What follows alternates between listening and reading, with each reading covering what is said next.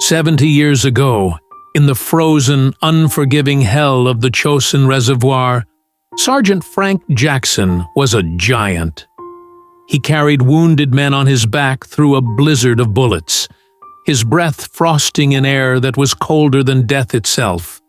He was a stonewall, a living fortress against which entire waves of enemy soldiers broke and failed. He was a hero who had stared into the abyss and made the abyss blink first. Today, at Gate C-12 of a bustling airport, he couldn't even carry his confirmed first-class ticket past the check-in counter. Your new boarding pass is for 42C, middle seat, economy. The gate agent's voice was a flat line of corporate policy, a practiced, hollowed-out sound devoid of any real apology. The contrast was staggering, almost surreal. From a titan of the battlefield to just another old man being told where to sit. In that moment, a system designed for efficiency decided that a Medal of Honor was worth less than a platinum frequent flyer card. 8 minutes. That's all it would take.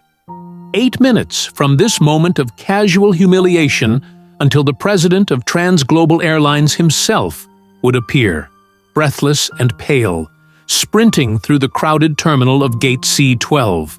But in this moment, Frank Jackson was just another old man being told where to sit. If you believe a hero's honor is worth more than a computer algorithm, do me a favor and hit that like button right now.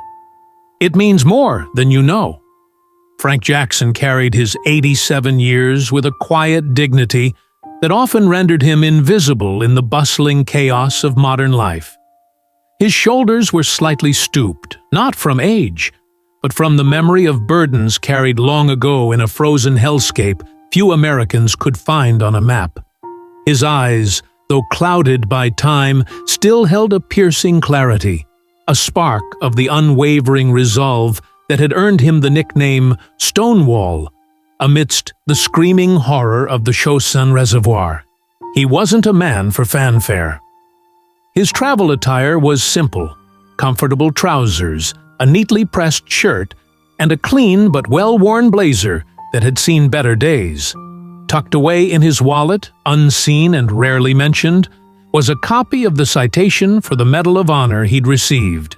It wasn't for a single act of valor, but for a series of them over 3 brutal days of retreat and survival, where he had repeatedly exposed himself to withering enemy fire, to drag wounded men to safety, rallying the terrified remnants of his company against overwhelming odds. He never saw it as a testament to his own courage, but as a memorial to the boys who never made it home. Today, Frank was traveling to Denver. This wasn't a trip for another ceremony or a White House gala. It was a pilgrimage. His objective was to see Sergeant Sully O'Malley, the last surviving member of his platoon. A recent call from Sully's daughter had delivered the grim news. Cancer had finally won the war. Modern medicine could no longer fight. Sully had weeks, maybe less. They had made a pact in the snows of North Korea, whispered between chattering teeth. Whoever was left would visit the other for one last drink, one final salute. It was a promise that had marinated for nearly 70 years. His granddaughter, an Army major herself, understood the sanctity of this mission. Knowing the toll travel took on his old wounds, she had used her savings and a mountain of frequent flyer miles to book him a first-class ticket on Transglobal Airlines. "Grandpa," she'd said, "you're going to travel like the hero you are. No compromises." Seat 2A. A spacious window seat, confirmed months in advance. It was a rare indulgence, a chance to make the journey in some measure of peace before facing the difficult goodbye at the end of it. He had arrived at the airport with time to spare, cleared security with practiced efficiency, and made his way to the teeming ecosystem of Gate C-12. The air hummed with the organized chaos of modern travel. He approached the podium where two gate agents, Brenda and a younger man named Mark, were processing the river of passengers for Flight 815 to Denver. Brenda looked stressed, her smile a thin, brittle line as she dealt with a passenger complaining about overhead bin space. Frank waited his turn in the priority boarding line, his first-class ticket a solid, reassuring presence in his hand. When he reached the podium, he handed his documents to Brenda. She scanned the boarding pass. A frown flickered across her face. Her fingers flew across the keyboard, a flurry of sharp, percussive taps. "One moment, Sergeant Major Jackson," she said, her professional tone a thin veil over her annoyance. She muttered something to Mark, who glanced at the screen, his own expression a mixture of confusion and unease. A few more furious taps, and a new, flimsy boarding pass spooled out of the machine. "Sergeant Major Jackson," she began, her voice shifting into that carefully modulated neutral tone that always signals bad news. "I apologize, but there's been an aircraft change for this flight. The original plane had a maintenance issue, and this new aircraft has a different seating configuration with fewer first-class seats." A cold knot formed in Frank's stomach. He already knew where this was going. "And what does that mean for my confirmed seat? 2A?" Brenda's eyes darted away, refusing to meet his. She focused on the new pass as if it were the most important document in the world. "Unfortunately, sir, due to the reduced first-class cabin and our need to accommodate our Diamond Elite status passengers who were also impacted, we have had to reassign your seat. Your new assignment is 42C. She slid the flimsy pass across the counter. Frank stared at it. 42C. A middle seat. In the back of the plane, likely next to the lavatories. From a quiet window seat of honor to a cramped prison of inconvenience. "A middle seat in economy?" he asked, his voice a low rumble of disbelief. "After I held a confirmed first-class ticket for months? I'm traveling to see a dying friend from my unit, a fellow Korean War veteran. This trip is important." Brenda's expression hardened, her feigned sympathy evaporating into a defensive recitation of the company script. "Sir, I do understand your frustration, but equipment changes are an unavoidable part of airline operations. Our contract of carriage clearly states that seat assignments are not guaranteed. Reseating priority is determined by fare class paid and frequent flyer status.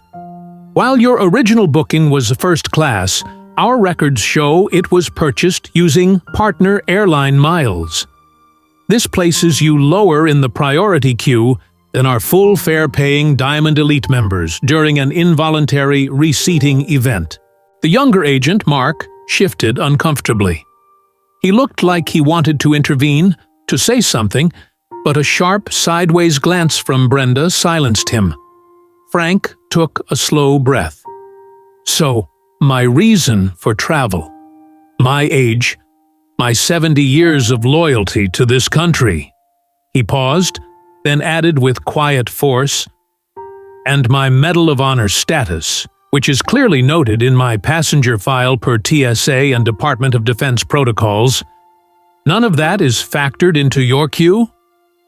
Brenda blinked. For a split second, something crossed her face. It wasn't recognition, but a flicker of annoyance, of disdain. Medal of Honor. She glanced at her screen again, then back at him, her tone now laced with a condescending edge.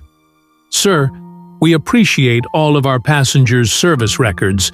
However, our system prioritizes based on paid fare and loyalty status. 42C is the best available seat we can offer you at this time.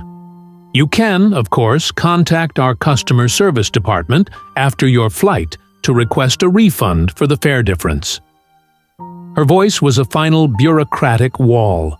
No apology, no empathy, no solution, just a dismissal. Frank knew a fight was pointless.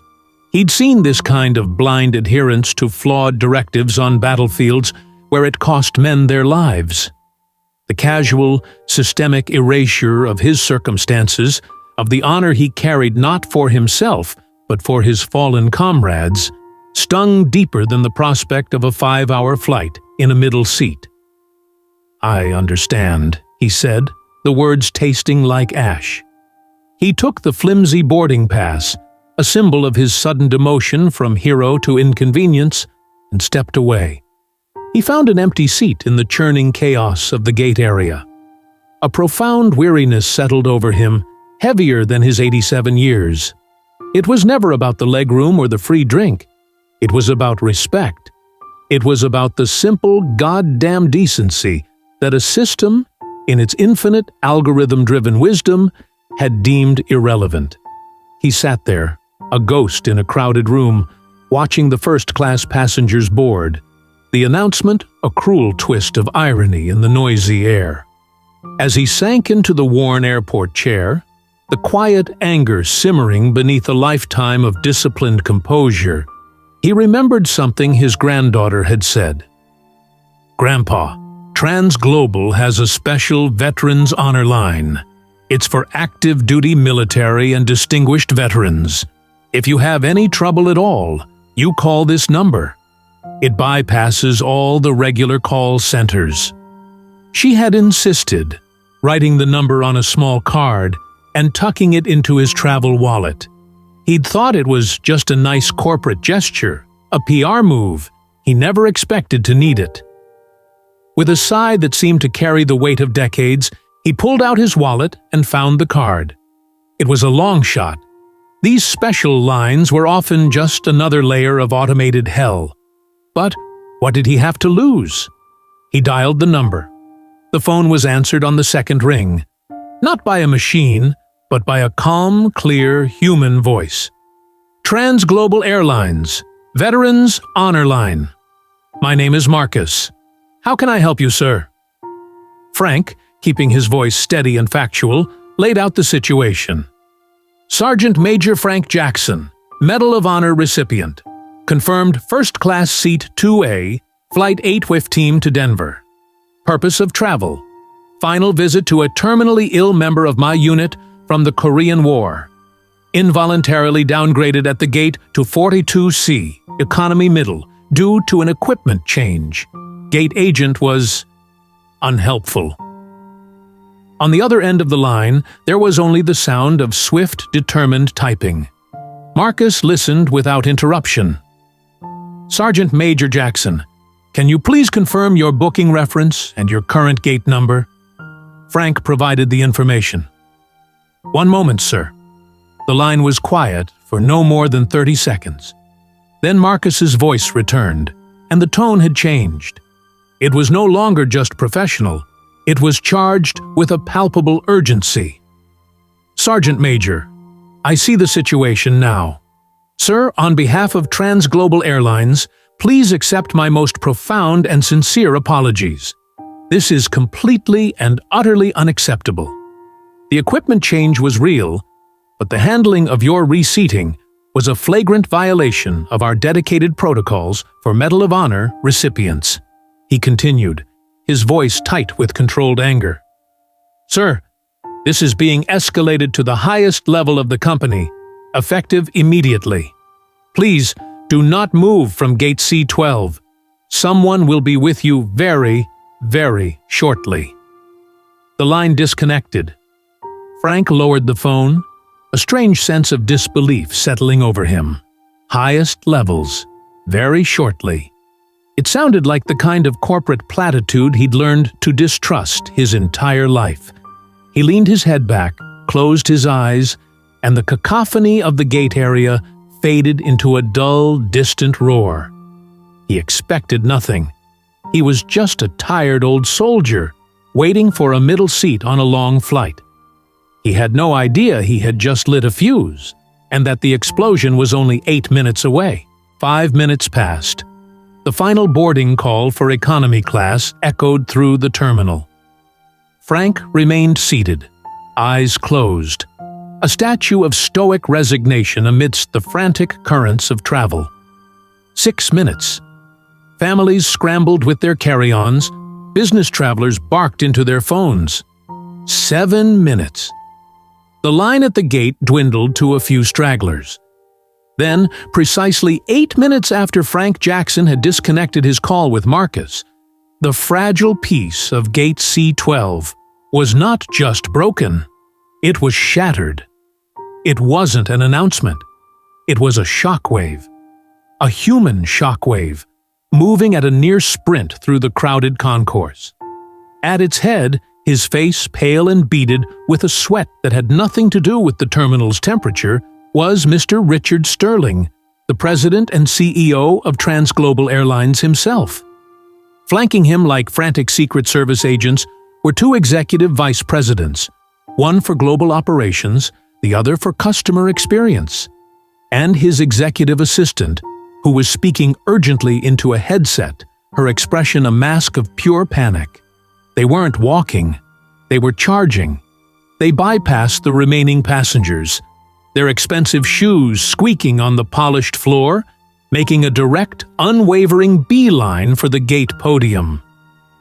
Their collective expression was a potent cocktail of controlled terror and extreme urgency. Gate agents Brenda and Mark froze, their mouths agape. They stared, dumbfounded, as the highest echelons of their entire global corporation descended upon their small workstation like a SEAL team raiding a hostile compound. Passengers still in line stopped and stared, an instinct for high drama silencing their complaints. Mr. Sterling reached the podium, his chest heaving. He didn't spare a single glance for Brenda or Mark. His eyes, sharp and frantic, swept the gate area. "Where is he?" Sterling demanded, his voice a tight, strained wire of anxiety. "Where is Sergeant Major Frank Jackson?" Brenda, her face drained of all color, her corporate composure shattered into a million pieces, could only point a trembling finger. "There, sir, by the window." Sterling and his retinue practically ran to where Frank was still sitting, his eyes now open, watching the chaos unfold with a detached curiosity. The CEO stopped short, composing himself with a visible effort, and leaned down slightly, his expression one of profound deference. "Sergeant Major Jackson, sir, my name is Richard Sterling. I am the president of Transglobal Airlines."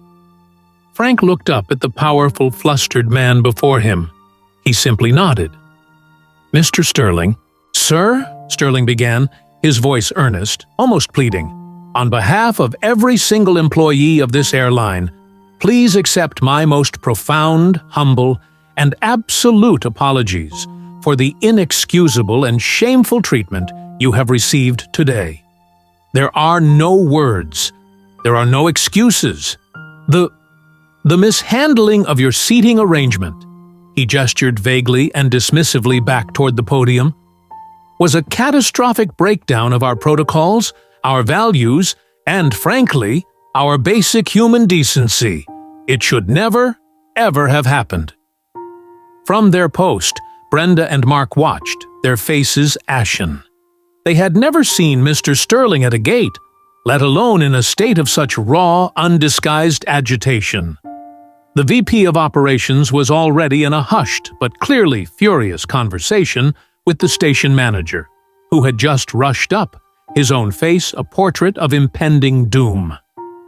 "Sergeant Major," Sterling continued, his voice regaining some measure of command but still thick with urgency, "we became aware of this situation only moments ago. The agent you spoke with on our Veterans Honor Line, Marcus, escalated it directly to my office, bypassing 5 levels of management, just as he is trained to do.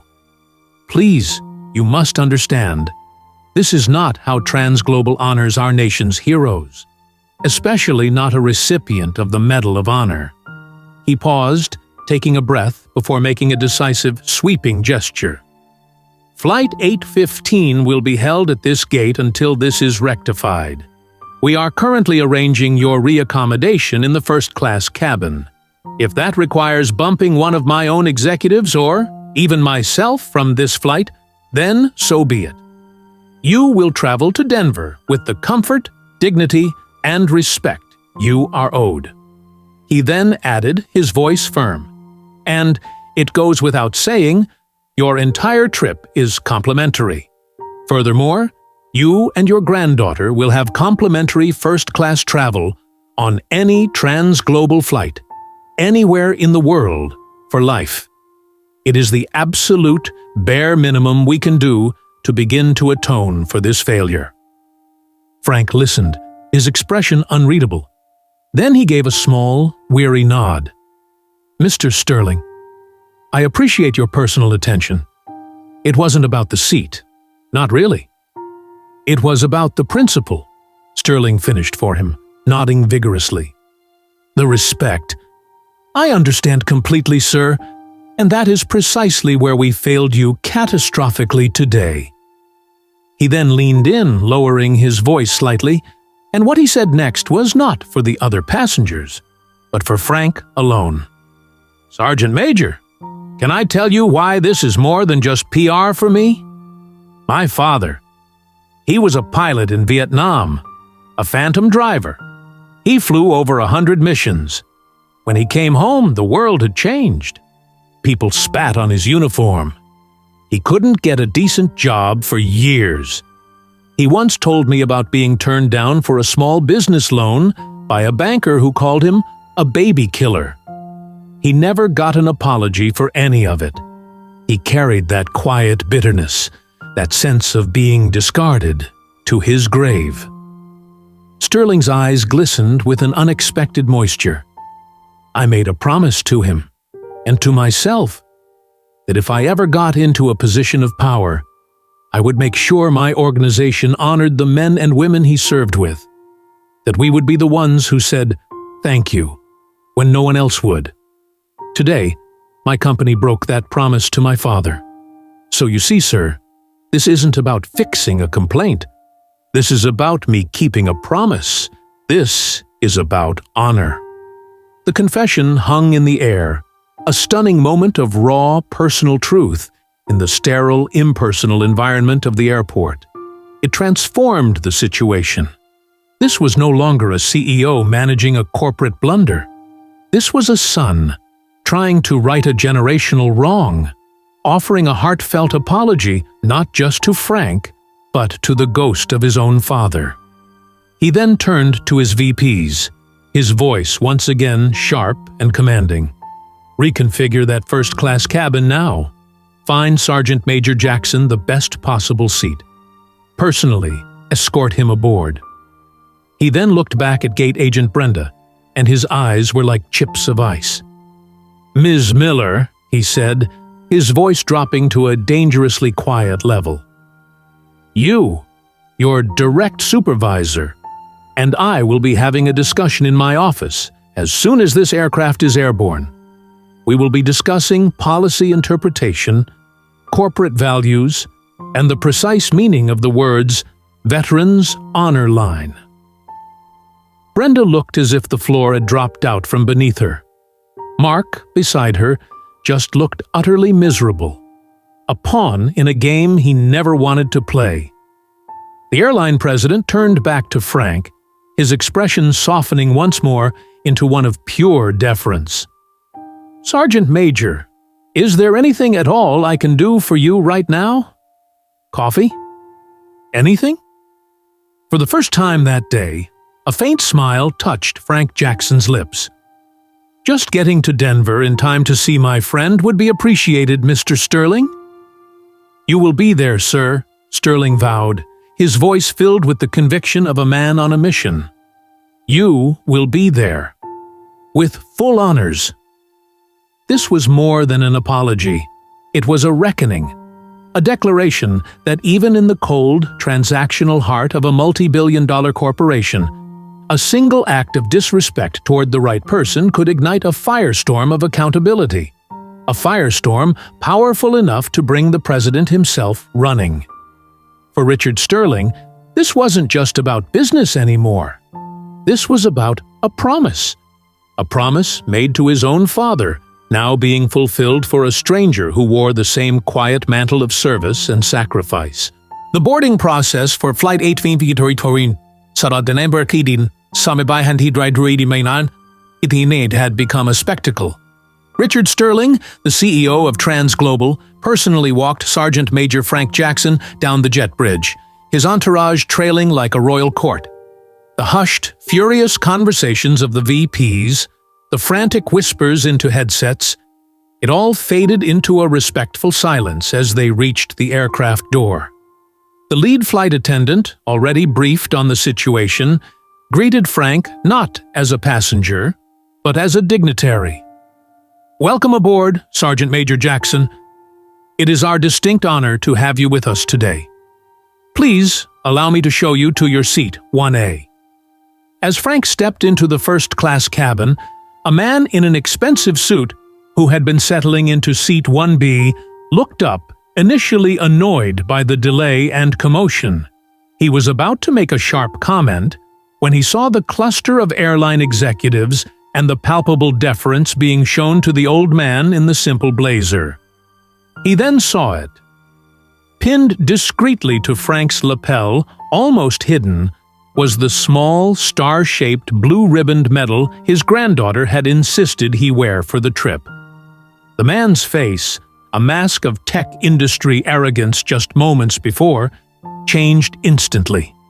He went from annoyance to recognition to a deep, humbling shame.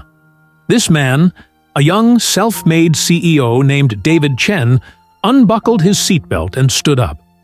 "Excuse me," he said, his voice clear in the quiet cabin. He addressed the flight attendant, but looked at Frank. "I believe there's been a mistake. This man should have the window seat. Please, sir," he said directly to Frank, "take my seat. It would be my honor." Richard Sterling began to intervene.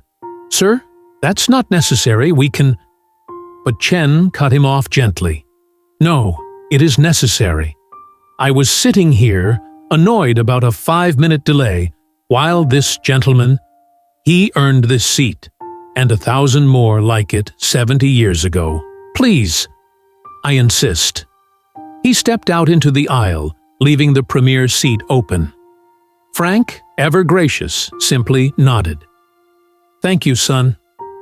He settled into the window seat, the gesture from the young man meaning more to him than any corporate apology could. This wasn't just a flight anymore.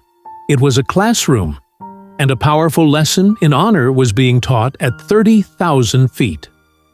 We all have moments that define us. When we choose respect over convenience, we honor the best in ourselves. If you have a story about a moment of unexpected kindness, please share it in the comments below. Let's fill this space with proof that decency is still alive and well. As the plane ascended, David Chen, now in the aisle seat, leaned over slightly. "Chosin Reservoir, right, sir? My grandfather was with the 1st Marine Division there." Frank turned, his eyes holding a new warmth. "A Marine, huh? Toughest men I ever saw." For the next hour, they didn't talk about business or technology. Frank, prompted by the young man's genuine curiosity, began to talk. He spoke about his friend, Sully. He didn't speak of the horror or the killing, but of the small things that forge an unbreakable brotherhood in the crucible of war. He told a story about Sully, the platoon's medic, who, during a blizzard at 30 degrees, had used his own body as a shield to keep the wind off a wounded teenager, humming an off-key tune to keep the boy from slipping into the final peaceful sleep of hypothermia. He talked about how Sully had once traded his only can of peaches, a treasure beyond price, for a pair of dry socks for another soldier whose feet were turning black with frostbite. "Sully wasn't a hero because he fought," Frank explained, his voice a soft rasp. "He was a hero because he loved. He loved us, his broken, frozen, terrified boys. He believed his job wasn't just to patch our wounds, but to patch our souls. to make sure we remembered we were human. David Chen listened, utterly captivated. His world of venture capital, of burn rates and quarterly reports seemed trivial, a child's game compared to the stark, profound reality of Frank's story. He was looking at a living piece of history, a man whose quiet exterior hid a universe of courage and sacrifice.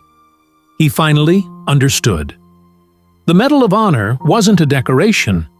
It was the physical manifestation of 1,000 acts of love in the face of death.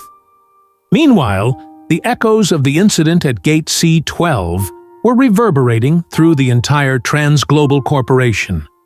Richard Sterling had made it back to headquarters. The first thing he did was not to punish, but to create. An emergency memo was drafted and sent to every single employee, from baggage handlers to international pilots. It was titled the Jackson Mandate. It outlined a new, non-negotiable protocol. Any passenger with a Medal of Honor or other comparable distinguished service notation in their file was to be treated as the single highest priority customer in the entire system, overriding all other status tiers, including the CEO himself. Any issue, no matter how small, was to be escalated immediately through the Veterans Honor Line. The mandate included a new mandatory training module for all customer-facing employees, developed by Marcus's team, titled Honor Before Operations, recognizing and respecting our nation's heroes. Brenda and her supervisor were the first to be enrolled. Marcus, the calm voice on the phone, was promoted to Director of Special Passenger Services, tasked with building out a team dedicated to ensuring a failure like this could never happen again. The change was swift, decisive, and systemic. The quiet stand of one old soldier had forced a multi-billion-dollar corporation to re-examine its own soul. As the flight continued its smooth passage through the stratosphere, Frank looked out the window. The comfort of the seat was pleasant, but his mind was elsewhere. He wasn't thinking about airlines or CEOs. He was thinking about a shared can of peaches in a frozen foxhole. He was thinking about off-key humming in a blizzard. He was thinking about his friend. The journey wasn't about getting a comfortable seat. It had always been about the man waiting at the end of it. The airplane was just a vessel, and it was carrying something far more precious than passengers. It was carrying a promise, a final salute, the enduring, unbreakable honor of Charlie Company. The landing in Denver was smooth. As the plane taxied to the gate, the lead flight attendant's voice came over the intercom. "Ladies and gentlemen, we have the distinct privilege of carrying a national hero with us today. We ask that you please remain in your seats to allow Sergeant Major Frank Jackson to deplane first." A spontaneous round of applause filled the cabin. It was quiet at first, then grew in strength, a rolling wave of respect. David Chen, the young CEO, was the first to his feet, leading the standing ovation. Frank, slightly embarrassed but deeply touched, simply nodded to the cabin, a silent thank you, and made his way to the door. At the bottom of the jet bridge, a woman and a young man were waiting, Sully's daughter and grandson. The reunion was not loud or dramatic. It was a quiet collision of past and present. They embraced Frank, their gratitude palpable. "He's been asking for you every hour, Frank," Sully's daughter said, her eyes welling with tears. "Thank you for coming." The drama at the departure gate, the corporate firestorm, it all evaporated in this moment of profound human connection. It was, as it had always been, just about getting here. The hospital room was quiet, filled with the soft beeps and whirs of machines fighting a losing battle. Sully was frail, a pale shadow of the robust medic Frank remembered. But his eyes, when they opened and saw Frank, were as bright and sharp as ever.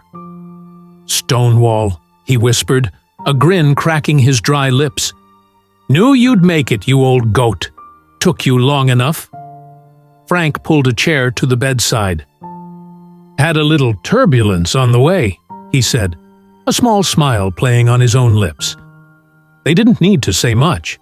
Decades of shared experience, of frozen nights and unspoken pacts, filled the silence between them. They talked for an hour. Not about war, but about life.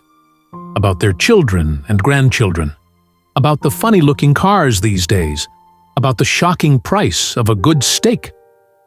They were just two old friends, catching up at the end of a long, long road. Before Frank left, he reached into his coat pocket and pulled out a small silver flask. "Brought you a little something," he said. "From the good stuff." He poured a capful and held it to Sully's lips. Sully took a small sip, coughed, and smiled. "Tastes like victory," he rasped.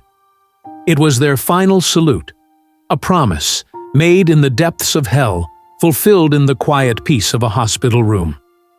The story of Flight 815 is more than just a corporate blunder corrected. It's a living lesson that reveals three eternal truths about the nature of honor. The first truth: honor is not a monument. It is a muscle. It's not a static medal you possess, or a story you tell once. It is a principle that weakens, if not exercised. Honor wasn't served when the medal was pinned on Frank's chest.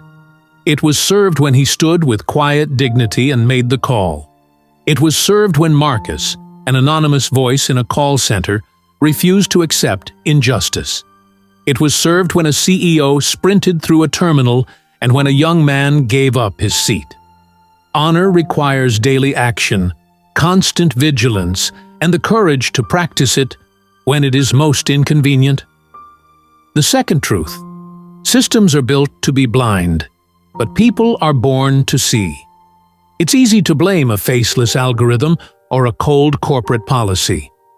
But the story of Flight 815 proves that systems are only as strong as the people within them. A system failed through one employee, but it was redeemed by the moral clarity of others. It is the ultimate message of hope and individual accountability.